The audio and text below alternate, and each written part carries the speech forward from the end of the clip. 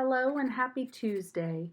I'm Christine Marks, and today I'm going to be demonstrating a red, white, and blue gouache painting with green for the leaves. And I go back and forth between gouache and watercolor, and I was just going to explain a few of the differences. And also, this watercolor pencil that I'm just starting to delve into in my studio. I played with them this weekend when my mom and sister came over, and I had a lot of fun. And so I thought I'd start the vase out with a watercolor pencil.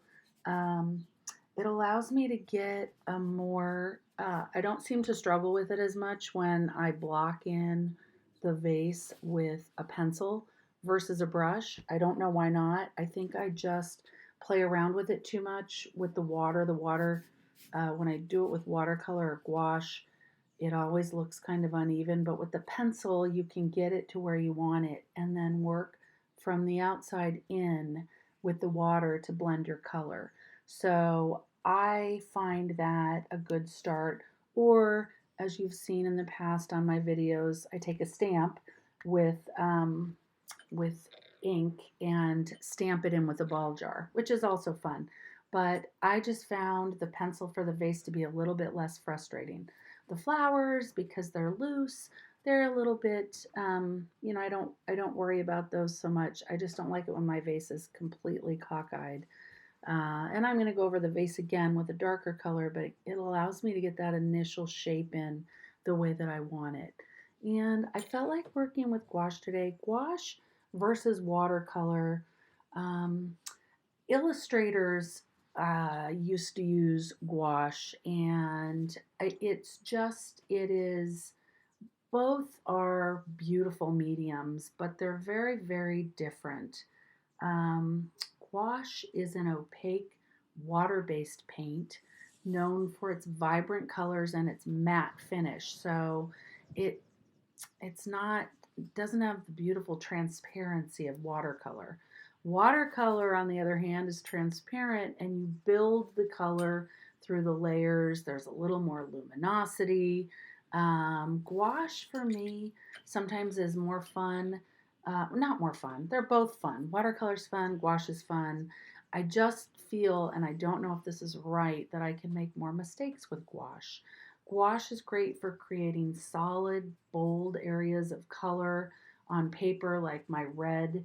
Um, they were started out as carnations, and then I kind of make them look poppy-like. It's a combination of a carnation, a peony, and a poppy, and it's kind of what my flowers kind of veer towards. And now with the white snapdragons, what I was trying to accomplish with this is going underneath it with a yellowish green.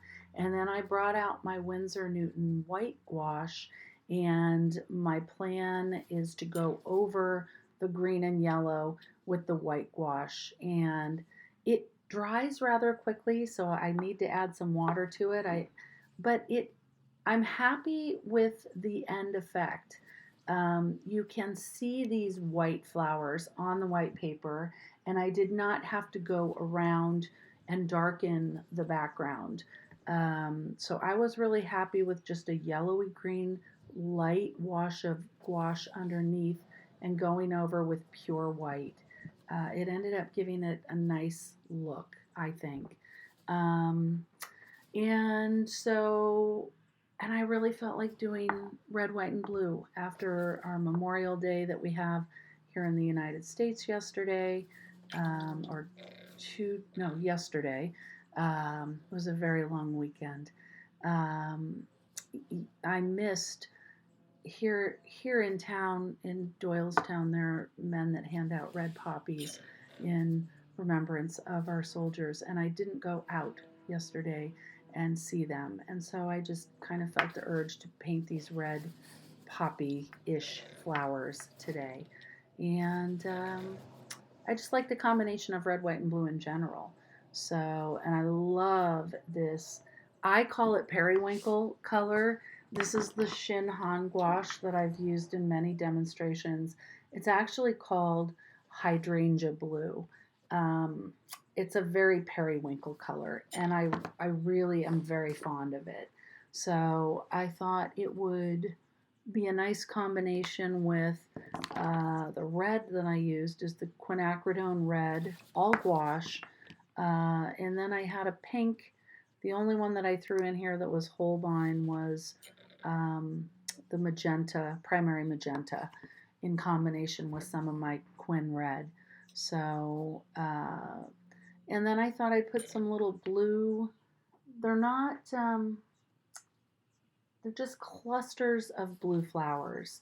And I love the little 4 and 5 petaled, kind of buttercuppy looking flowers. And again, today was unstructured. I just pulled up Pinterest and went through the FTD page and found a red, white, and blue um, photograph that I liked of an FTD arrangement and went from there. They have some beautiful reference photos. You can go to flowers.com, you can go to FTD, and if you're not good at arranging flowers yourself, you can always pick a display or a bouquet that you like. Also on Facebook, I'm part of a group that is free reference photos for artists. And if you, I'll try to find the link and provide it below. Sometimes I have a hard time with the Facebook to YouTube links, but I'll give it a whirl. And now, I'm just alternating a lighter green, and I've only got 2 greens out, a yellowish green and then a bluish green that's a little bit darker. Tried to keep a fairly limited palette. And after I put my hydrangea blue in with my little buttercuppy flowers, I'm putting in a little bit of ultramarine blue to darken it in the area in the middle of the bouquet where there is less light hitting the flowers. Obviously, the flowers at the top are exposed to more light, so they're going to be lighter, and the ones that are in the bouquet have shadows coming from different directions, and they're shadows coming from the flowers around it. So you want to make the ones towards the middle darker than the ones that are out getting some sunlight. And the purple flowers that I did to the left, I couldn't really tell on my reference photo what they were, so I just did some little purpley clustery things. And I just love the way this ShinHan Gouache moves in the water. It's I don't want to say explosive. It moves really nicely, and so I've been pretty happy with this, with the ShinHan gouache paint set that I ordered. And now I'm just trying to fill in the middle. Looked a little too empty, so I'm going to put just a little red rosebud in here, and then I'm going back in with the magenta to kind of separate it from the peony-ish, poppy-ish color flowers that are around it, because I didn't want it to blend into one big flower. So I'm kind of emphasizing the little cup area that goes around these completely fabricated from my imagination flowers, because in the FTD painting that I was looking at, they were roses, and I didn't want to do roses. So, I just think it's so important when you're painting in your own, you're going to develop your own. I don't know that it's an invention of a new flower, but it's a type of flower that comes out of my paintbrush time and time again. And so I'm just kind of going with it. And I think you'll find the more miles that you have on your paintbrush, the more these unique things about your style will pop out. Um, it's kind of like learning cursive. It takes years in grade school to develop your own style of handwriting, but there comes a point where people um, will recognize your handwriting and your signature, and the same will become true of your painting over the years. And so now I'm just putting in, love this hydrangea blue. So I wanted this throughout the whole, every part of my painting compositionally. And I did double the speed on this because otherwise it took it from a 30 to a 15-minute video. I don't think that there's much technique-wise that you are missing by me slowing this down. So again, I took the yellowish green and thought I'd do some little buttercuppy white flowers suggested down here. And it's hard to see on camera, but you can see them, they're a little bit more prominent in real life. And I tried to darken that. I'm not able to just bring that part out of the photo out for you. So, but I am happy with these white flowers in gouache with the white over the yellow green. So it's fun. And now some more greenery, needs a little more greenery.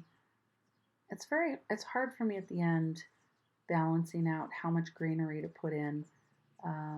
It's so easy to just all of a sudden realize you've overdone it. So it's good to step back from what you're painting for a minute, get up, get another cup of coffee, get some air and come back. And it'll kind of slow you down from maybe putting too much greenery in there and losing the focal point of your flowers. And now I just kind of, I don't know why, but just dropped some green into my little white flowers over there. And I was happy with the way that turned out too. Again, not anything that was in the photo, but when you're looking at what you're painting, you can kind of see what it needs here and there. And so the light blue pencil, what was this called? I don't have the blue that I used. This is it. I used a Caran d'Ache blue turquoise, and that was much too light for what I wanted to do, but I knew I'd be going back in there with the ultramarine. And now when filling in the glass, I'm leaving some parts of it transparent because you want it to look like there are highlights and that you can see through the glass in certain parts. So I was really trying not to go over the whole thing with the dark ultramarine. What you could do that I didn't do is you can always go in when you're using gouache and put white highlights directly over what you're working on. And that is one of the real benefits of using gouache versus watercolor, is that you can layer color on top of other color. Now, I guess the only trouble, and I usually don't come back to a gouache painting after it's dry, but I know that if you let it dry and do that, you will reactivate the colors underneath it. So now I'm just going to throw in a shadow, and I am going to be done with this. I hope you enjoyed this. It was an awful lot of fun. Again, I just love the red, white, and blue color combination. Drop me a comment below and let me know if you like it. And have a wonderful, wonderful day. Thank you for joining me. Oh, you know what? I said goodbye, and I'm going to do one more thing. That was a long, as my daughter calls it, Italian goodbye. She's married to an Italian man from Sicily. And so that was an Italian goodbye. This is going to be an Italian goodbye because I'm going to splatter some blue paint in there. Now, I went in and darkened, threw a few little flowers down below. And I hope you're still with me because this is the pretty part. I really enjoyed splatting in a little bit more hydrangea blue. And that, my friends, is it. Have a wonderful day, and thank you for joining me.